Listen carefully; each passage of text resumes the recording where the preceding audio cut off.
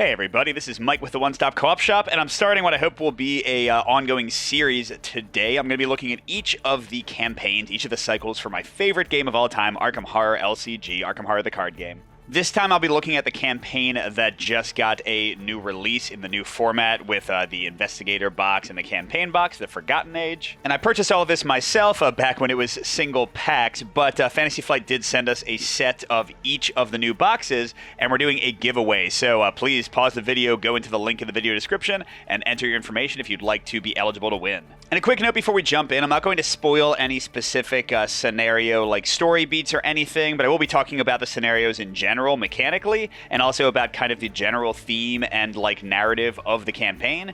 So you should be able to watch this if you haven't played it yet to get a feel for whether you'll like the Forgotten Age, but just be aware that there will be hints of things, although not full spoilers. And if you like the content on the One Stop Co-op Shop, consider supporting us through Patreon. You get early access to our videos and exclusive videos every month you can't see anywhere else. You can also check out our separate streaming channel for even more content, listen to our weekly podcast, or join the conversation on our Discord.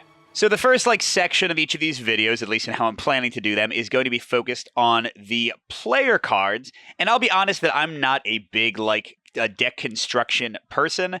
I generally just build some really basic decks or net deck for my games. Deck construction is not my main draw for Arkham Horror. So I'm not going to be going into the weeds of the new player cards introduced. I'm just going to go through the main player characters and any special new mechanics the expansion introduces. So to talk about the special mechanics first, this is the expansion that introduced the seal mechanic, which takes tokens out of the chaos bag and puts them on cards, so you can kind of modify the luck of your chaos draws. And I think it's a pretty cool idea. The expansion didn't do a lot with it. It's only for the Mystic class. There's only a few cards that do it, and they're pretty much all experience cards. So it's not a major effect on the game, but I do like the idea, since a lot of people, I think, the Chaos Bag is maybe their least favorite part of the game. I do like the idea of having something that manipulates that. So pretty cool mechanic, nothing earth-shattering though. But now let's talk about the new Investigators. So the Forgotten Age, if I had to kind of encapsulate it, is very much about movement, about investigating, and about evasion. It is a less combat-focused campaign than others, and in fact, killing a lot of enemies will punish you, as we'll talk about in a second. So a lot of the new Investigators lean into that idea. So first, the Seeker Investigator is Ursula Downs. She's great at finding clues, she's great at evading, pretty good at willpower, terrible at fighting, but she doesn't really want to, and her ability lets her move and investigate as one action, which is freaking great. So yeah, she's a really solid one. I've enjoyed my plays with her. Then you've got Father Mateo, who has a sealing card and has some interactions with the worst, I forget what that's even called, but the auto loss token in the Chaos Bag. Honestly, he's pretty boring. The most impressive thing about him is that he starts with 5 extra experience. You can get into some XP Mystic cards, but besides that, I find him totally unremarkable. Leo Anderson is the new Guardian character. Nice stat. Now, he's terrible at evasion, which is interesting since, again, this is an evasion-focused campaign, so I don't necessarily recommend playing with him in this one. But he's cool in that he's all about getting allies out. He can play them for more cheaply, and his unique ally lets him hold even more allies, so even without charisma, he can really ally it up. He's a pretty fun one, but again, maybe not a great fit for this actual campaign. On the other hand, Finn Edwards is one of the best evaders in the game. He's also super intelligent, although, yeah, 1 willpower, that's not great. But he gets a free evasion action every turn, and he's great at it. Just a really awesome one for a lot of games where you don't want to fight very much. And then certainly the most interesting investigator out of the set, I haven't really played with him much because he intimidates me. Calvin Wright, 0s and everything. Great job, Calvin. But for each damage and horror he's got, his stats increase. So if he's living on the line with 1 in each, he's actually got a 5 in everything. And, you can give him defensive things and additional health and sanity to make that even better. So yeah, he's a really cool character, really interesting one to play around with, but definitely more of a gimmick character, I would say, to challenge your deck construction skills. So a pretty cool set overall. Father Mateo for me is the only one that's a little bit dull. The rest are at least pretty interesting, and again, several of them work really well for this campaign. The next thing I'm going to look at in these reviews are unique mechanics for the campaign itself, and Forgotten Age actually has 3 main things to look at. Let's start with supplies. So this is mostly about traveling through jungles and stuff. A lot of the scenarios are in that sort of theme and setting. So at the beginning of the campaign and at other points, you get to spend supply points to get these different things. And this is very much a mixed bag. I sometimes liked it and sometimes didn't. I've seen similar feelings online. Because sometimes they let you use these things in kind of cool ways in scenarios. Like if you have a map, you can check it and avoid some danger in certain scenarios and that kind of thing. But what they also love to do in the interludes is be like, hey, do you have this? Oh, you don't? take some trauma. Hey, do you have this? Oh, you don't. Draw 3 fewer cards at the start of the scenario. And it feels a little bit like a gotcha, especially because they clearly want you to take some things more than others. Like some are more important to have, some get called up more in the scenarios than others. So it feels like your first time through, you're kind of like guessing what you might need. And I don't know, I just find that a pretty big frustration point. But again, some of these are used in interesting ways, so it's not all a miss, but mostly not great for me, the supply mechanic. The next mechanic is one of the core ones in the game, and I think it's much more interesting, and that's the vengeance mechanic. And how this works, basically in this campaign, you're mainly against Yig, the father of serpents, and every time you kill a snaky, you get some vengeance.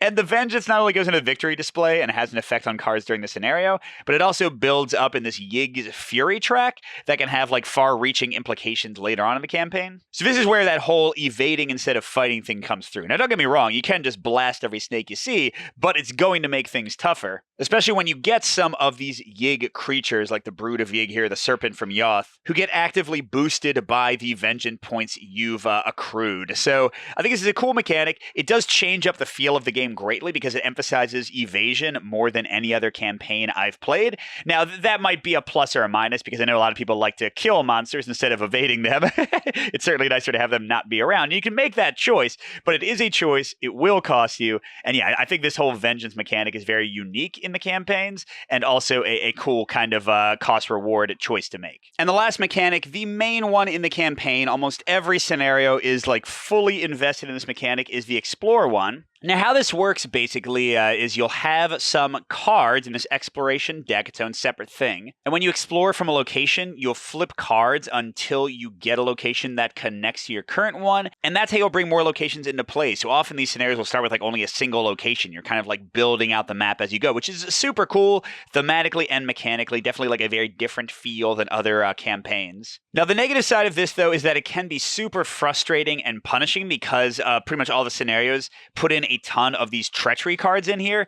So you'll be like just, spending your action to look around, whoops, something terrible happens and you don't get to actually move on. You don't get to actually explore. You suffer some terrible fate. Now, they do get taken out of the Explore deck after you suffer through them, but it can be pretty frustrating. And in fact, if I remember correctly, I think this was the campaign and this Explore mechanic that made Colin quit Arkham LCG for a while. He finally came back eventually, but it's clearly that demonstrates that this could be a very, very frustrating swinging mechanic. And what's really interesting, I also have the Return to the Forgotten Age expansion, and this one is one of the only Return to expansions I can think of for these campaigns that actually made a mechanic easier. What they did pretty much across the board for these Explore mechanics is they take out all of the extra treachery cards, just have the locations in there at first, and when you successfully explore, then you shuffle in a random encounter card. So the deck starts out pristine, you cannot fail to explore, and you cannot fail to explore safely at first, and then it slowly gets tougher and tougher, which I think does a great job to mitigate the frustration.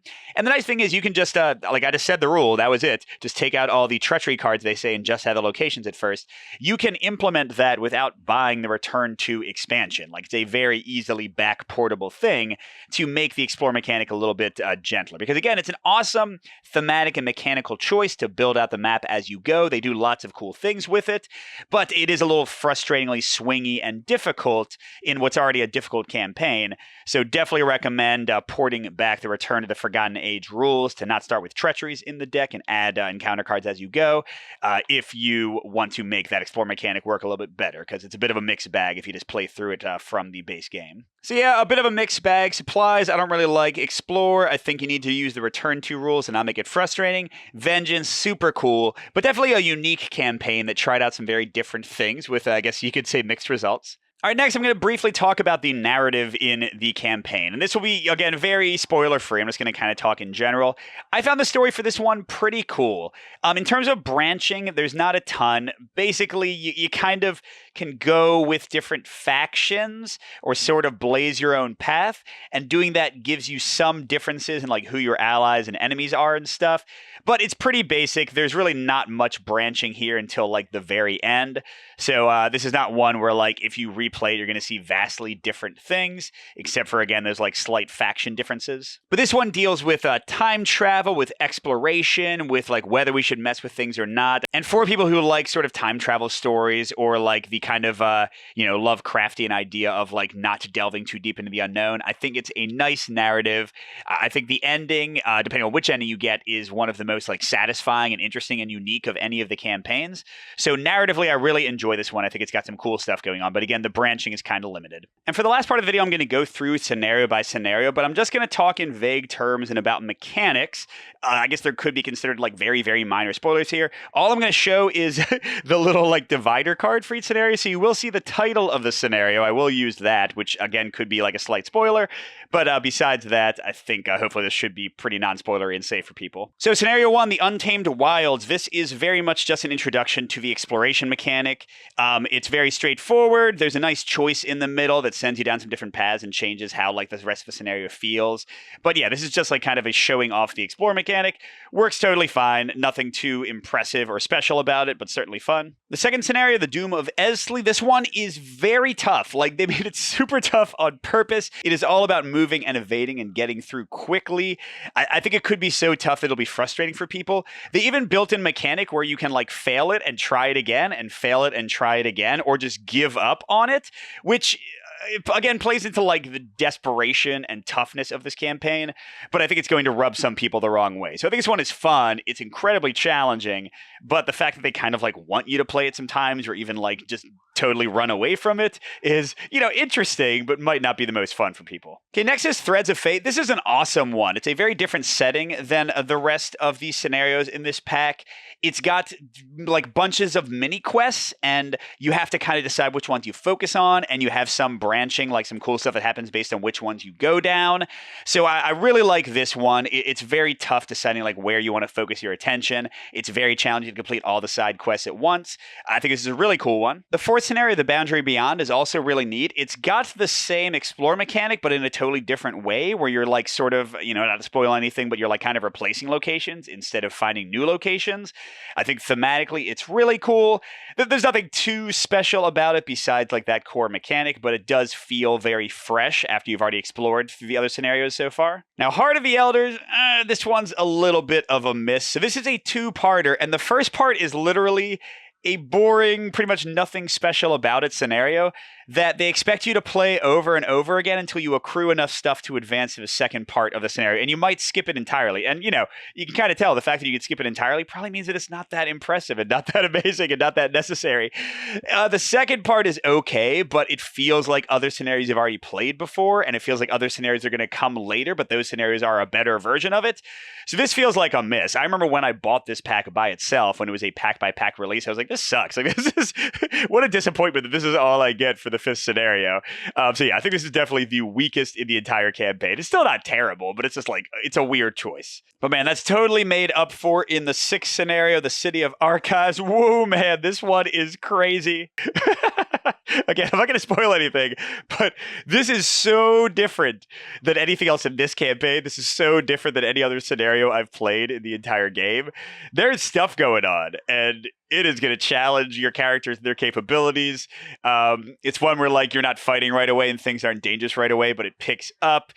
There's like lots of little tasks to do. I would say this one is not going to be as cool your like second or third time playing it if you play back through the campaign, because it feels slightly samey in what you have to do to actually accomplish it. But yeah, really, really cool, really creative scenario here. Scenario 7, The Depths of Yoth, is also really cool. So this one is kind of like the second scenario. It's very focused on forward movement, exploration, chase, chase, chase. But this one has this cool depth mechanic where you actually like kind of play through little mini dungeons over and over again. But each time you descend, you get to like move all the enemies that are on the board to this pursuit track. So it gives you this like cool feel of pressing deeper and deeper, things getting more desperate, more and more things on your heels. Works really well, great for the tension of the game. And then maybe the last scenario Zero, Eight Shattered Eons or Aeons. This one is really neat. It changes up the explore mechanic again in a unique way. Really fits like the cool themes of the scenario.